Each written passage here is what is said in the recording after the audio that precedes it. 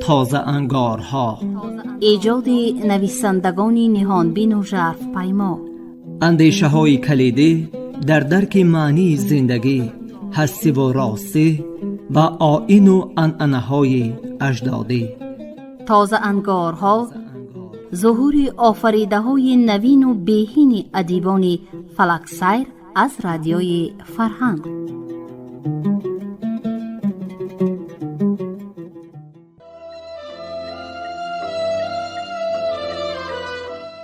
شنوندگان عزیز، علاقمندان گفتارهای ادبی رادیوی فرهنگ، حالا از سلسله گفتار تازه انگارها از خوان ایجادی نویسنده نامدار تاجیک بهمنیار از کتاب سرمده حکایه های دلپذیری را در قرائت نامزد علمهای فیلولوژی عبدالجلیل امان به سمعتان میرسانیم. تابوتی مرا کی می بردارد؟ همین هم گپ شد میگویی؟ فکر کنی تابوتی تو را کی می بردارد؟ کوتاهی ماست که سری این مسئله وقت دیگر حاجت نیست اندیشه میکنیم. انا بگیریم همان رحمتی دوست را. اجل را در آستانه خانه‌اش ایستاده دید و به وهم آمد. ضیافتی داده از مردم آمرزش گناه پرسید. کسی به خانه‌اش نرفت. بعد وی در بدر گذشته چون گدایی که پاره نان میطلبد بخشش میطلبید، گناهایش را مردم رحمدلند بخشیدنش. میگویی با دل آسوده و خاطر جمع مرد. من شبه دارم با آسوده و خاطر جمع مردن او، زیرا گناه پس از مرگ نیز ما را آسوده نمیگذارد. حتی در شکل کرم در اون حجره تنگ مهمانت می شود. هر قدر آدم پرگناه باشد همان قدر حجرهش پر مهمان بوده است. دوستم، یادداری مرگ دملا را، یادداری مرگ دمدار را. یک روزی سرد زمستان از جر پرید و مرد. از ترس سگ خود را شکاربان پنداشته. به فکر تو وی سگ بود؟ نه البته، وی گناههای دمدار بود که از پسی او کشال شد. در چنان یک روزی سرد کشال شد که غیر از گناه و صاحب گناه کسی به کوه نمی رفت. گناههای ما همیشه از پسی ما کشالند، در شکل سگ، در شکل سایه، در شکل زنی بد. ما خود را تسلی میدیم که آنها یعنی گناههای ما در گوشای گم شدند و فراموش، حالان که از دنبال ما کشالند و روز بدامنمان چنگ زده فریاد میکشند. آفریده تویم، دیگر تو دانی. فرض کردیم که یک روزی روشن همین بندی خنک لقبی نزد استاده خالدار 40 دروغ بناگاه میمیرد. خدا نگه دارد. میگویی تو و من هم همین رو میگویم، لیکن برای مثال میارم که مسئله عیان‌تر باشد. به فکر تو تابوت مرا کی میبردارد؟ اگر کسی پیدا نشد، میگویی دو سه خویش و تبار عاریت کرده میآیند و با کفن پیچانده نماز جنازه‌ای چله خوانده برده به گور میاندازند. خیر گفتیم که دو سه جوانمردی تابوت بردار پیدا نشد، میروند و ماشین کیرا میکنند چنان که در شهرها رسم شده است. بعد تابوت مرا به ماشین. من چه گویم؟ در سرمده ماشین از کجا؟ خیر عرابه چی بدی دارد؟ اگر تاریخ عرابه رو نویسی 5-6 کتاب می شود. 5-6 کتاب غفص، چنان غفص که یک خر عرابه به زور می بردارد. اگر دروغ گویم سنگ شوم کلوخ شوم. خواه باور کنی خانه سحر از خواب خیسته پیش خود سوگند خوردم که دیگر این قسم را به زبان نمی آرم و دروغ هم نمی گویم. عموما من دروغ گفتن را دوست نمی دارم، هرچند ناحق 40 دروغ لقبم دادند. دوستی من که باشی فقط کم ترک به مبالغه کردن خوش دارم. به نظر من حقیقتی بی دروغ تفو، بی مبالغه عربی بخر برین. خواه باور کنی خانه همین طور است. چون که عروس را به لباس به شوهر داده نمی شود، همین طور حقیقت را به مبالغه گفته مصاحب را به حیرت آورده نمی شود. مثلا اگر بگویی که هواپیما چرخهایش را فراورده به فرودگاه نزدیک شد، این اظهارات تو از یک گوشی شنونده می درآید و از دیگرش به مثل هواپیما برآمده غیب می زند. اگر همین جمله را اینطور بگویی: هواپیما چون لک لک پایهایش را آویزان کرده به لانه خود فرودگاه نزدیک شد، آنگاه دهان سامی واز می شود و گوشایش سیخ. دوستی من که باشی میاییم به سری مسئله. انا من مردم و خدا نگه دارد. میگویی تو و من هم همین رو میگویم. 2-3 تنی تابوت بردار پیدا نشد. یک نفری ثوابجو پی یافتن عرابه می شود و می آید نزد تو. غیر از تو کسی در ده عرابه ندارد. تو اون را سال زحمت کشید ساختی و از این رو احتیاط میکنی و به کسی نمیدهی، زیرا آدمی چنین است که به یکی دادی و دیگری دستک می شود که چرا به فلانی دادی و به من ندادی. یا دارم که بار شیری خال به آریت گرفت و چرخش رو شکست، به عوضش قریب تو سرش رو شکسته بودی. به طریق استثناء عرابه را گاه به من میدهی، ندهی هم خفه نیستم، چون روی خاطر میکنی. من ندارم و قیام میکنم. از این رو وقت شنیدی که تابوتی یک همدهت را باز آشنایت را بردن نصیبی عرابه تو گشته است، رد نمیکنی و شاید روی خاطر دوستی خودت میان بسته به عرابه نشینی. زیرا این ماجرا چون که یک محافظ میخواند و سری هر یکی ما روز میآید. چطوره که من مشاهده میکنم مردم روزی مرگی شناس خیش یا همده خود سرجم میشوند، میان میبندند و هر یکی کوشش میکند خدمت کند. هر قدر رحمتی نیک باشد به ماتمش همان قدر آدمی زیاد حاضر میشود و هر قدری بد باشد کمتر. عموما در ما مرده به صاحب نمیماند دوستم، زیرا هنوز آر و ناموس را فراموش نکرده ایم. اما قصه مردنی من خدا نگه دارد. میگویی تو و من هم همین رو میگویم. به طریق استثناء صورت میگیرد. همه به دروغ‌های مبالغه های من که عادت کردند مبالغه میشمارند و باور نمیکنند که این دفعه قرعه مبالغه تقدیر به نام خالدار 40 دروغ افتاده است. از این رو آن مردی ثوابجو عرابه می‌آورد و به آن تابوت مرا می‌گذارند و میبرند از بین ده. سرمدهیان از روی بام و اثر دیوار به این تابوت بری غیر عادی می‌نگرند. در شگفت میمانند. آخر کی دیده است در سرمده تابوت را با عرابه برده باشند؟ خب باور کنی خانه این طور عجایبات را تاریخی سرمده یاد ندارد. باز دروغ گفتم چی؟ نه، حقیقت تلخلوچی سر نفس را میگویم. آدمی بعضن کارهایی میکند که آن را یگان 40 دروغ فکر کرده و بافته و گفته نمیتواند. مثلا تو گمان میکنی که نفت را آب گفته خوردن و آب را نفت گفته سوخته نمیشود، اما آدم نفت را می نوشد و آب را می سوزد دوستم. بعضا حکایت را می شنوی و به حقیقت بودنش صدها دلیل آرند هم باور نمی کنی، زیرا یگان تاری مغزی سرت مغزی سری تو آنقدر تار دارد که از آن رشته بافته میان زمین را بستن ممکن گواه نمی دهد که همین طور شدنش ممکن باشد. حکایت مردان را شنیده ای؟ در قدیم همین گونه یک مرد از دارایی‌های سرمده بوده است. چندین رمه گوسفند داشته است و لیکن به حساب و کتاب مزه نداشته است. و میدانی وی گوسفندهای خود را چطور حساب میکرد؟ با سنگچه ها. اگر دروغ گویم سنگ شوم کلوخ شوم. یعنی سنگچه کبودتاب گوسفند کبود و سنگچه سرخ گوسفند سرخ و سنگچه سیاه گوسفند سیاه. با جای بالشت و کرپه در تاقچه خانهش چندین خلطه از همون سنگچه ها بود است و وی هر زمان آنها را بیرون آورده میشمرده است و حساب را گم میکرده است و باز میشمرده است. اگر رفت و یگان گوسفند مورد و جوپون حلال کرده بده آرد وی با دستانی لرزان از خلطه سنگچه همرنگ گوسفند را یافته گوسفند را بدیگ و سنگچه را برده به دریا میپرداخته است که بلای میامده به سری همان سنگچه زده به آب دریا هرچی دورتر رود در اون دوری ها هرچی از دستش آید کند، خواه یک رمه را قیر کند خواه 100 رمه را. مگر چون این واقع را بافته و فکر کرده می شود؟ در 100 سال به سری چون توی و چون منی چون این کار نمی آید. و از همه عجیبش قصه مرگی اوست. میگویند که 2-3 نفر به شوخی مصلحت کرده خصلت‌های او را دزدیدند و وی با خبر گشته خانه‌ام سوخت، گوسفندانم به غارت بردند، گویان تلخکف شده مرده است. اکنون بگو که همان دارایی سرمده درباره محوری هستی خود تابوتی مرا کی می بردارد فکر می کرد.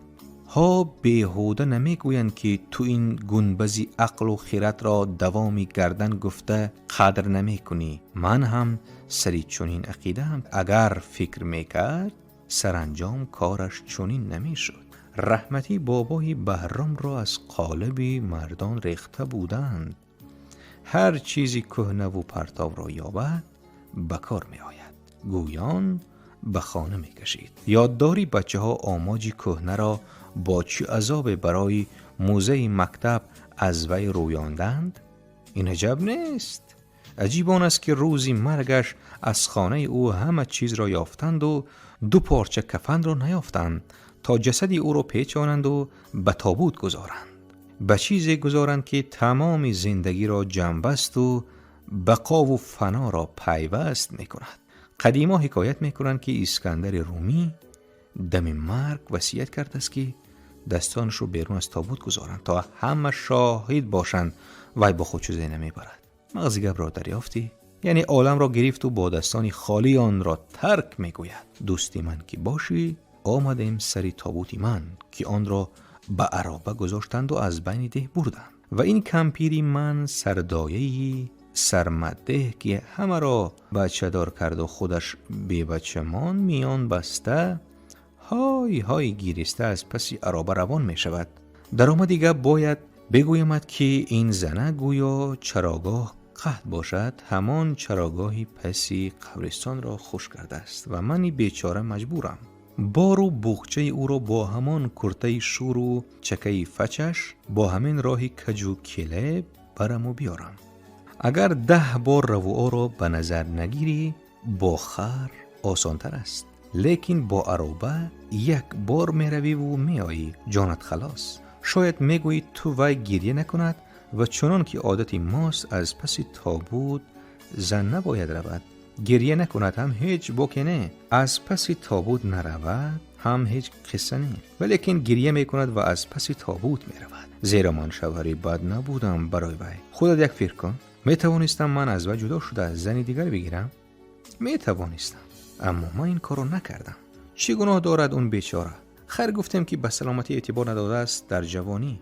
خودی ما مگر با آن اعتبار میدادیم؟ مگر همون وقت ما در باره آن که تابوتی ما را کی میبردارد اندیشه میکردیم؟ نه البته، زیرا تا پیشی پا نخوری به پیشی پایت درستر نمی نگری دوستم. و سوالی تابوتی ما را کی میبردارد این قدر روشن و کندلنگ ظهور نمی کند مگر روزی مرگ یگان کس. آدمان به یک طرز و به یک درد زایده می شوند و به 100 طرز و به 100 درد می میرند. یکی رو ساعتش می رسد و می رود به مثل بابای شادمان، دیگری صحت چونان بابای کوچک و کمپیری ناهی دنیا را ترک می گوید. سوم از یگان فلاکت چون دمدار از جر پریده می میرد. چهارم دوستم چون غریقی بحری ارمان به علف ساحلی جان چنگ زده بود چنگ زده می میرد. زیرا در وقتش سری محوری هستی خود که در سوال درجه است تابوتی مرا کی می بردارد اندیشه نکرده بود. قصه کوتاه تابوتی مرا در عرابه از بین ده می برند و سرمدهیان به این قافله غلطی می نگرند. یکی با حیرت، دیگری با فضولی، سوم با دلسوزی. هرچی هم نگویی من آنقدر آدمی بد نبودم که تابوتم به صاحب ماند. هرچند با لقبی 40 دروغ مشهور و بدنام گشتم. سرمدهیان در حقیقت به یگان مبالغه مردن خلدار را دیده یک به آن قافله غلطی همراه می شوند. قافله از ده می براید. از ده که برآمد پلی لرزانی کفگرود را گذشته برای گورستان برآمدنش لازم. پلک آن قدر بد نیست. خر و عرابه را به ملال می بردارد. فقط همون سنگی دنگی تگی شخ کمی خطرناک است. مگر کم خرانی پربار با آن دکه خورده به کام دریا رفتند. از این رو من هر گاه خر عرابه تو را به این راه میبرم خیلی احتیاط میکنم. آخر مال مردم خون مردم است که میدانم. اما خر تا خرگریش رو نکند رگ خریش آرام نمی گرفته است دوستم. به حقیقت بودن این نکته من امروز بار دیگر باور کردم. از روزی که انسان به پشت گور خار پالان و به سرش خلچوب زده تو خری گفت این بیچاره خر شد و ما. اگر به امتحان یکی را به تنش پالان زنی و به پهلویش خرچوب و هم دم تو گویی و هم بی‌پروا من خرم گویان لگد زده می گردد. مغزی گپ رو دریافتی؟ یعنی این گناه ماست که از حیوان زیبا و خوشصورت و آزاد که بهرام ساسانی شکارش را فخر شاهی میدانست، چون این یک جانوری فحول و کدوسر و گردن شخ ساخته ایم. از این رو ما خر را برای خریگریش محکوم کرده و بدار کشیده نمیتوانیم. فی الجمله برای خر چی فرق دارد که تابوتی خالدار چلرو را میکشد یا اسکندر رومی را؟ دکه میزند به همون سنگ دنگ شخ، چون که امروز دکه زد. دکه که زد، یک خر دیگری لازم است که خریگریش را با چشم سر ببیند و پند بگیرد، زیرا اون خری دکه خورده دیگر به پند احتیاج ندارد. انا دوستی من که باشی، اول تابوت من، سپس خر عرابه تو راست به کام دریا می رود. چی اینقدر رنگت کند؟ حقیقت را بگو که به خر عرابه دلت می سوزد یا به تابوتی به مغز دریا رفته ای من؟ میدانم که مردی عالی همت خستی و هر گونه تلفات ناچیزی مادی به نظرت نمی نماید. از این رو قدرت خدا را بین که تابوتی من راست به کام دریا نرفته، کمی دورتر روی ریگ‌های ساحل می افتد. مردم هنگومن گشته شکار کردنشان را نمی دانند. یکی به خود آمده می گوید که آخر این بیچاره چه گناه دارد که چون این قسمت غریب نصیبش شد. ها می گویند که این بیچاره چه گناه دارد، غیر از آن که بعضن حقیقت را آب و رنگ داده می گفت. مغزی گپ را دریافتی؟ 4 تن به زیر فرامده آن تابوت را برداشته می آیند. 4 تن دیگر زود آنها را عوض می کنند و همین طور مرا آهن در تاب به سرزمینی خاموشان می رسانند. به حجره آرامش و سکوت می گذارند و خاک می کشند. باز یک گنبزک پهلوی گنبزک های زیادی دیگر در اون دیاری رو و معا پیدا می شود. این دم بعضی ها به این گنبزک نو نگریسته آه سبک می کشند، چنان که پس از خدمت دلناخواه و ناگزیر بعضی دیگر خواه ناخواه سری سوال هستی خود تابوتی مراکی می بردارد اندیشه می کنند. زیرا آدم همین طور به حجره خاموش افتاده به نام و نشان گم شدن نمی خواهد. از این رو آدم از مرگ می ترسد و شمش می بیند. اما این نکته جمله حیاتی ما چون قانون زندگی و طبیعت ناگزیر است. هر کسی این را فهمیده است مرگ خود را سزاوار پیشواز می گیرد. یعنی حلال شخص باد زندگی که مدتی برایش جدا شده را تبدیل با شعورانه صرف می کند. مغزی گپ را دریافتی؟ من یک زنده‌دل بودم و این را با مبالغه های خود به مردم تلقین می کردم. من پیش خود از مبالغه های خود ذوق می بردم و زندگی برایم عجیب و غریب می نمود. من یک چیز را به خوبی پی بردم. آدمی که شادی ها در دل دارد خود به خبر به این شادی ها دیگران را نیز شریک می کند و شاید معنای زندگی انسان هم در همین باشد. یعنی چطور بابونه نبیری کمپیری ناهید می گوید خوشبخت بودن و خوشبخت کردن. مغزی گپ را فهمیدی؟ دوستی من که باشی. باز آمدیم به سری قصه تابوتی من که آن را به گور گذاشتند و رویش خاک پاشیدند و نشسته آیت خواندند و آماده خیستن شدند.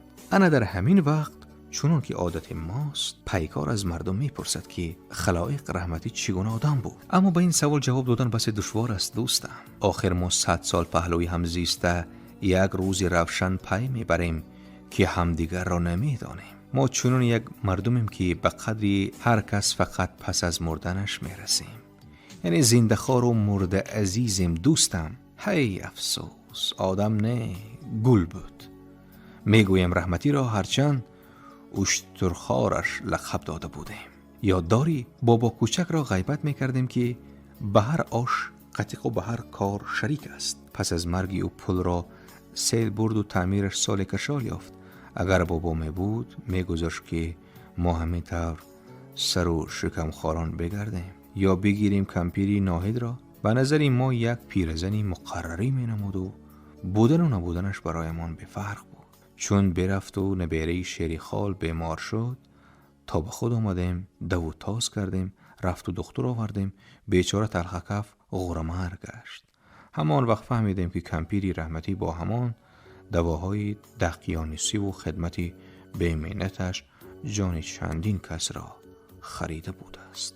انا همین طور پیکار از مردم میپرسد که خالدار رحمتی چگونه آدم بود و همه گرنگ میموند و با یک شرم پیش خود اقرار میکنند که چگونه آدم بودن رحمتی را نمیدانند و در این باره نمی اندیشیدند حتی. لیکن پیکار منتظر جواب است و خواه ناخواه می باید چیزی گفت. و این دم شیرک خال این صغیره ملایم خنک کدو گفته کله را برداشته می گرداند طاقت نمی کند و چون عادت پشت سر خاریده می گوید اگر دروغ گویم سنگ شوم کلوخ شوم. خواه باور کنید خانه رحمتی آدمی بود که تاریخ یاد ندارد. مردم لحظه گرنگ می شوند، بعد به خود می آیند، خالدار رحمتی را پیش نظر می آورند و هر قدر کوشند هم خود را نگاه داشته نمی توانند. مغزی گپ را دریافتی؟ از خنده آب چشم می رود. معلوم دریافته ای؟ اکنون بگو که با خرابه تو به کام دریا رفتن بار و بخچه ها را به سردایی سرمده چگونه فهمانم تا ده را به سر نبردارد. شنونده های عزیز، یادرس می شویم که شما حکایات را از کتاب سرمده نویسنده بهمنیار از سلسله گفتار تازه انگارها در قرائت نامزد علم های فیلولوژی عبدالجلیل امان از موج رادیوی فرهنگ شنیدید. کارگردان موجی گل یوسفова. پایان گفتار 32. شاد و موفق باشید.